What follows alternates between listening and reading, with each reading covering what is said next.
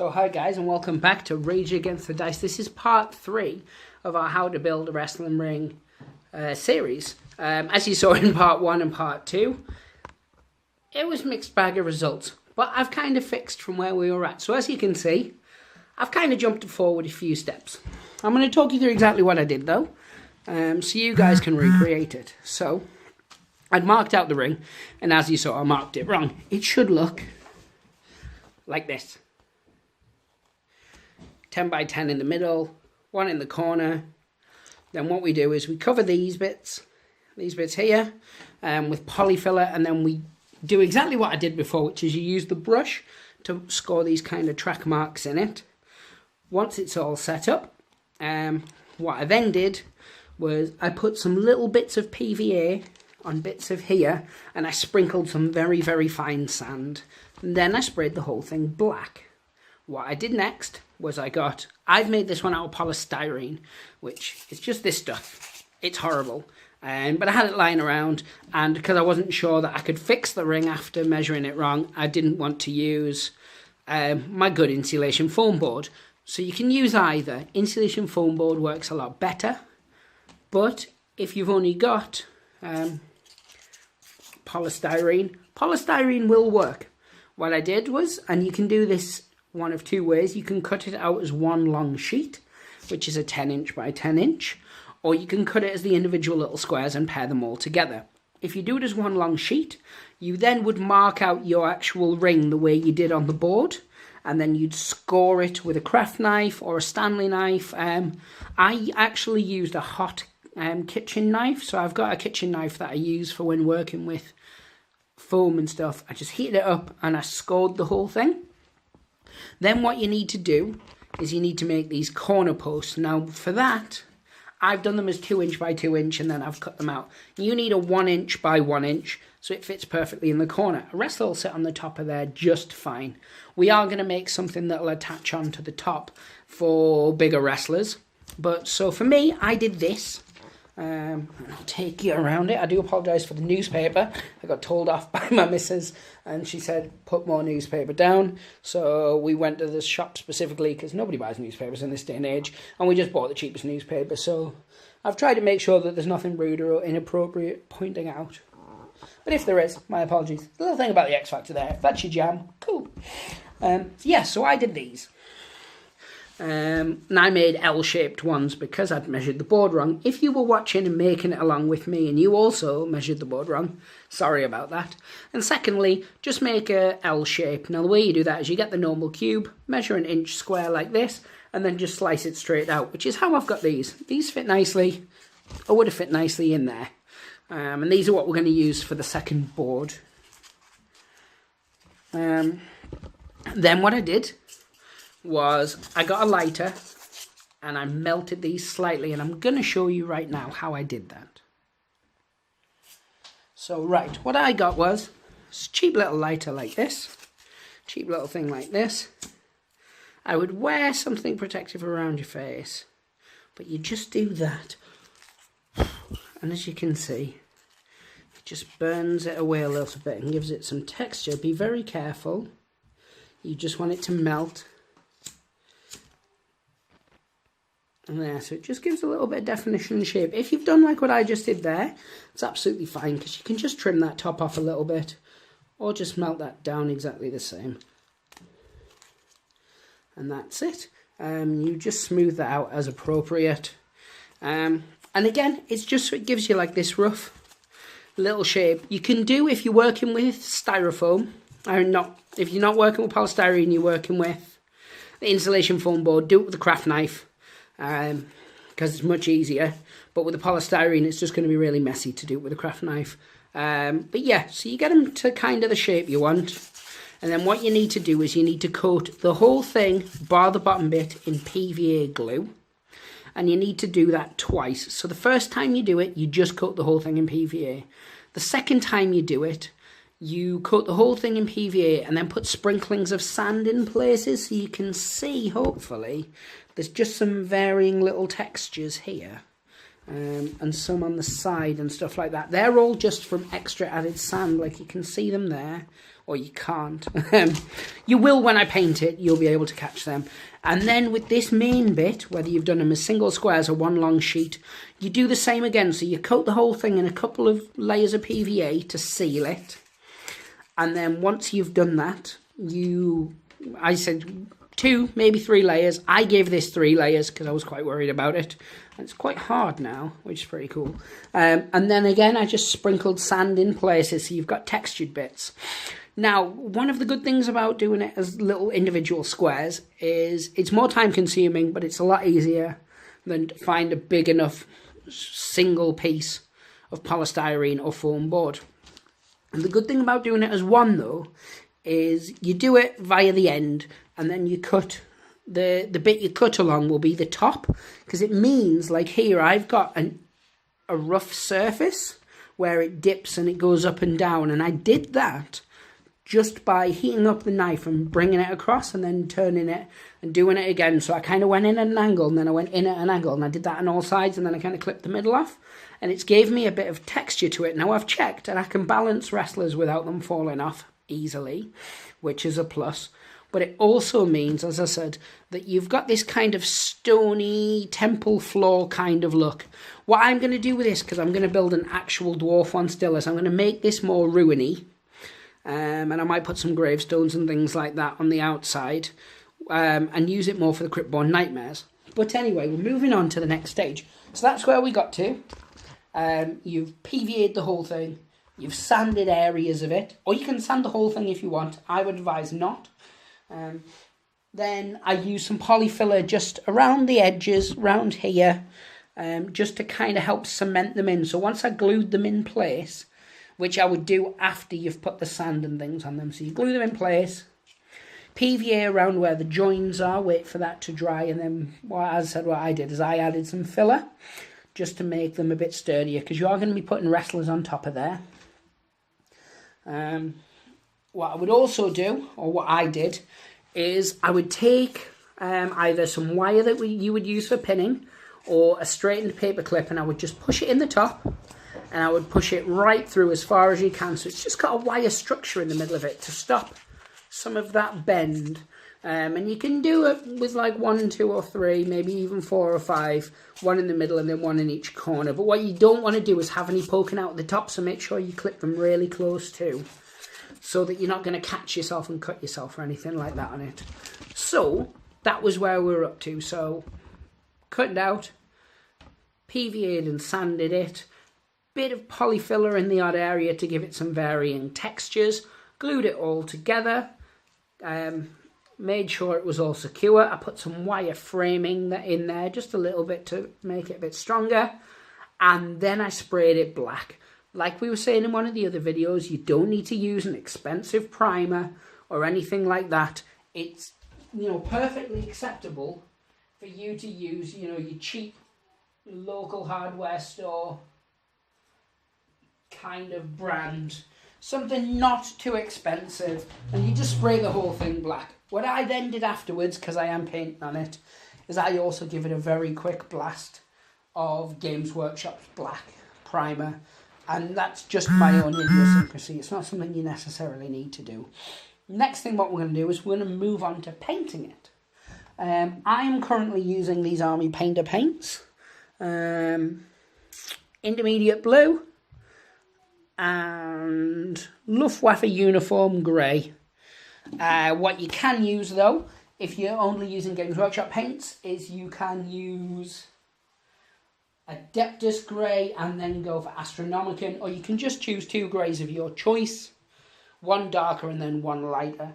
So what I'm going to do is get it all set up, and then I'm going to show you how you do the painting. It's like an extreme form of dry brushing, and for that I'm using this bad boy, a medium Scenery Citadel Miniatures paintbrush. As you can see, I've used it to paint some varying buildings and bits before. What I would advise is that you don't need to use this. You can use any kind of large decorating brush. As long as the bristles aren't too hard, you can use your basic dry brush. It's just going to take a lot longer, which is why I'm using the bigger one.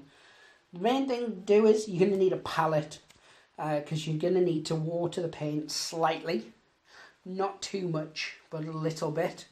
And then we're going to dry brush the whole thing. So I'm going to get this ready, and then we're going to come back. I'm going to start it off as I always do, and then I'm going to stop it so that you guys can, so I can paint it without you having to sit and watch me do all of it. Once we've got one layer done and it's dry, we'll then move on to the next layer and we'll work from there. As you can see, we're just working on this one today, purely because I'm waiting for the extra log bits to come for the tree one from TTCombats. They were ordered a week ago. They were shipped sort of towards the end of the week, so they're probably going to come in the next couple of days. So we're just going to work on this one for today. Anyway, back in a second, guys. So I am back. Hi. I'm not using a wet palette for this. I'm just using, in fact, a bathroom tile. But I'm just using a basic palette for this. It doesn't need to be anything wet. All I'm doing is this. Put it on, dab a lot of it off. And it can be slapdash, that's absolutely fine. So I'm just dusting it like so. Just teasing that bad boy.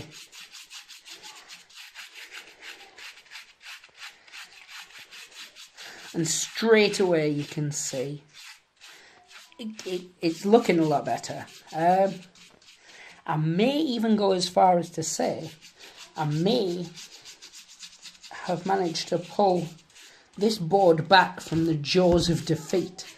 I don't want to be too cocky or confident just yet, because there's still a ways to go. But yeah, you don't have to be too neat with it.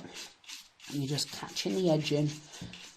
If you've PVA'd it right as well, it shouldn't be like washing off or coming off or anything like that.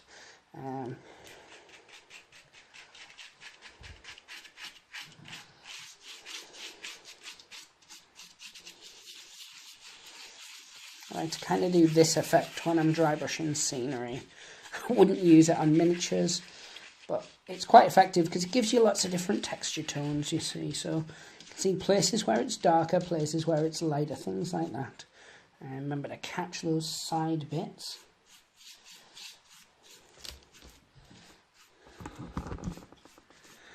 So you can see instantly what's happening. But yes, so what I'm going to do now is I'm going to pause this. I'm going to finish it off. I will be giving it a second coat. Then once that's dried, we'll come back and we will use the lighter colour just so we can pick out some more bits. And then we'll get down to the minor details and little things like that. Perfect. So we're at this stage. I'm happy. Let me finish it off and I'll come back to you guys. Right, so we've kind of got it to this stage now. What I'm doing is just to use the last of the paint. In certain parts, I'm putting heavier splodges. And to do that, I'm just doing this. Getting the brush. Just again to add varying differences in texture and stuff like that. So kind of at that stage now with it's had two coats. Now what I'm going to do is I'm going to add the lighter grey. And again, you can work through stages, so you can have 1, 2, 3, 4 different greys, you know, whatever you feel like. I've got the next layer of grey now. Again, so you can see this is lighter. And then as the final colour is going to be just a white. And then there's things you can do to make it stand out more. And they completely vary on your tastes. You can use things like some washes. And you can get some like mud stains. Games Workshop washes are particularly good for things like that. You can use like greens and things like that to put between the gaps. So it looks a bit like moss.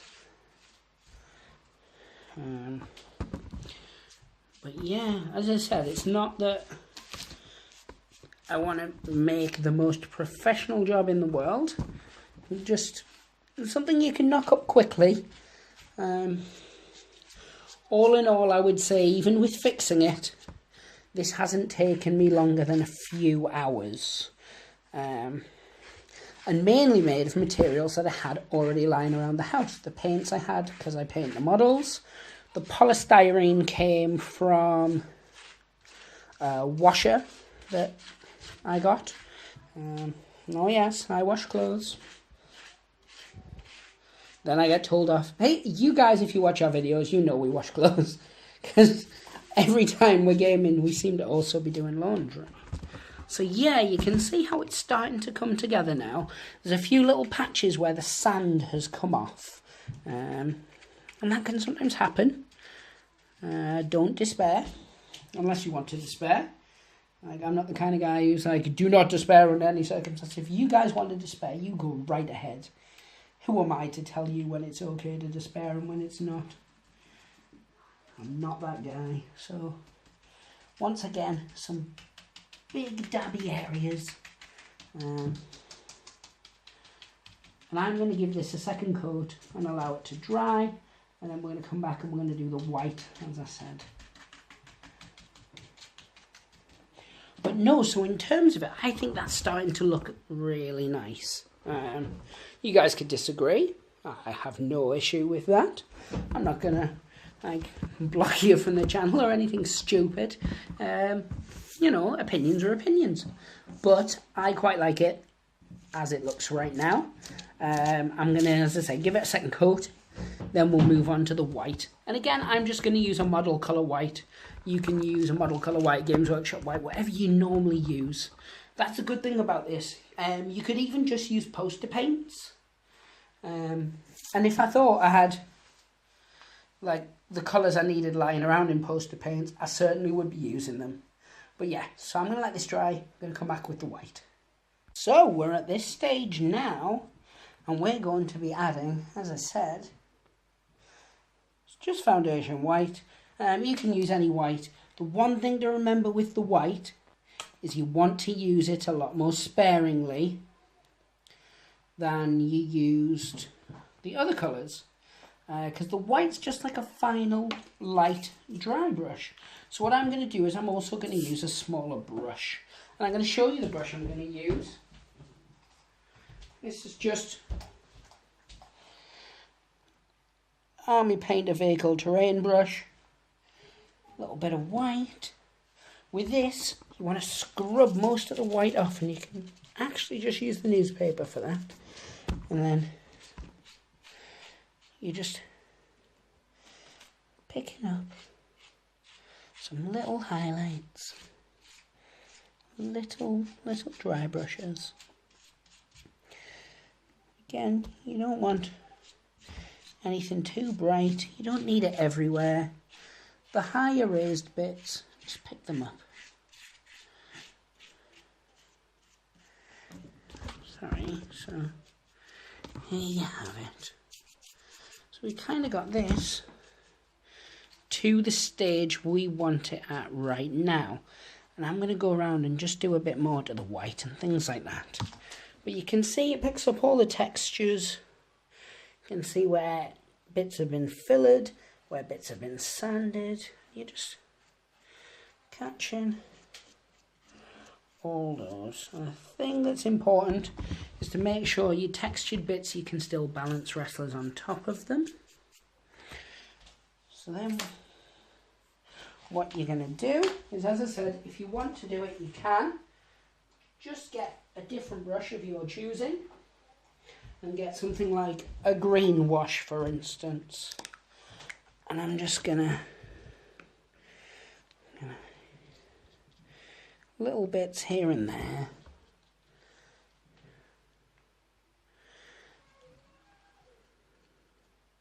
Like, I don't want much, and I'm just again using a dry brush for this. And I'm just kind of dabbing it. Trying to keep it nearer cracks, bits like that. We are going to put some flock in between some of the cracks anyway. But yeah, you're just wanting to pick out little bits, little details, things like that. And again, you'll do the same with some browns. I'm just going to get the brown.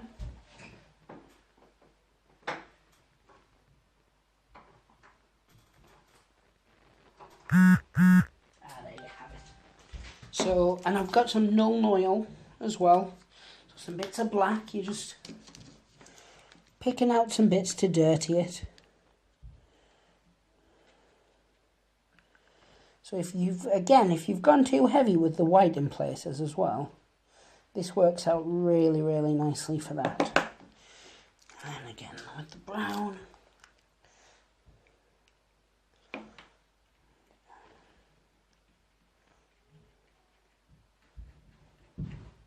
So we're just picking out some areas where it's going to be dirty and it's going to be things like that.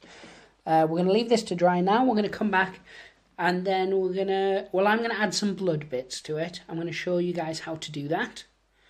And then the next part of the video will be where we're going to do all the finishing off touches and things like that. But I think at this stage, it looks okay. You could play on that, I believe. I mean, I would. Don't know if you guys would. But yeah, so that's where we're at the moment. Said I'm just going to quickly clean these brushes up and then I'm going to show you how you can do the blood. And then we'll move on to, I said, part 4 will be going up hopefully tomorrow. So the day after, the day you watch this, unless you're watching this week's after it's gone up, and then it should already be up. So that'll be cool. But yeah, that's where we're at for now. I'm going to go clean up some brushes and then I'm going to come back and we'll do the blood bit. Cool, back in a moment.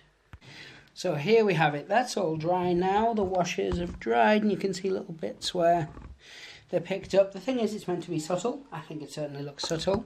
So we've got that going for us. So the next part is this. Blood. Now for that I'm using German black brown. You can use Rhinox hide if you're a Games Workshop paint user. Or you can use, whatever suits you best. Around that then, for the red, I use this. It works very, very similar to Blood for the Blood God. Both are brilliant for it. But I've just been using the Tamiya one for a long time, so that's kind of what I'm going to go with.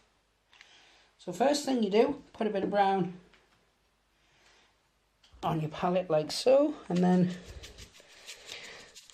get rid of a lot of it. And then put where you want it to go. So I kind of want here, and it's and just darken it up. The thicker you want the blood, the more you would put on. I said I only want a little bit. I want the blood to look quite faded, like it's not fresh. And so I'm kind of just dabbing it in like that. Because as you can see, I just want it to be part of the soil. And then what I'm going to do is I'm going to use a smaller brush, not a dry brush. I'm just finding the exact one I want to use. And I'm just using a small Citadel one, but you can use whichever one that's appropriate to you. Just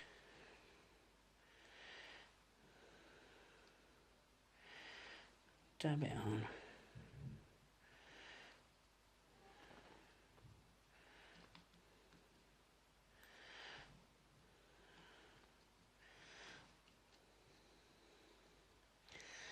Little bits where it may have just dabbed off afterwards.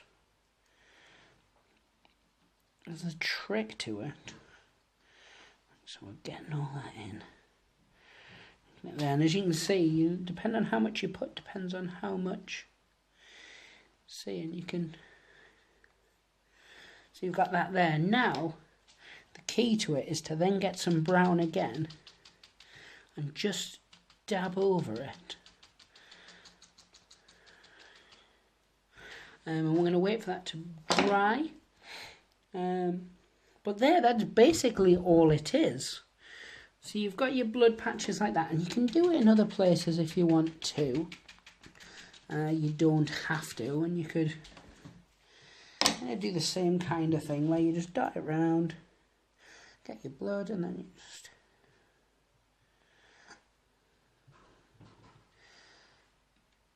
depending on how old your wrestling ring is, how many wrestling matches I've fought there would depend on maybe how much dry blood there was, but then again, just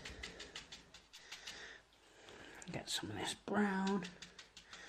You just kind of almost forcing the red to go into the texture. So we've kind of got that kind of effect, which I really enjoy. I think that looks nice. You could have more blood, less blood, you know, whatever kind of blood you wanted. But I think that's good at this stage, and I'm going to leave it at here for now.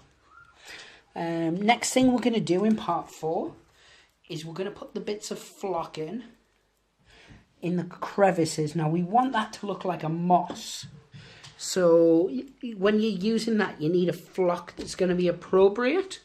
Darker greens, things like that. But yeah, I'm quite happy with where it's at this stage, especially compared to obviously everything that happened with it. We could have been at a very bad stage at this point. One thing I would say that's a really good idea is put some blood on these bits. Because if your wrestlers are getting slammed into it, it's believable that their noses would bust or their head would bust open. Ooh, lopsided. And then you would have kind of blood marks on your corners. I'm not going to do that. But I think it would look really awesome. So you should too. But yeah, I'm going to leave it at that. Hopefully you guys are still with me. And you're definitely looking forward to part 4. But yeah, thank you very much. And there's Cheryl Cole, for those who are interested. As always, pray the dice gods hope they smile upon you, and see you in part 4, guys. Toodles.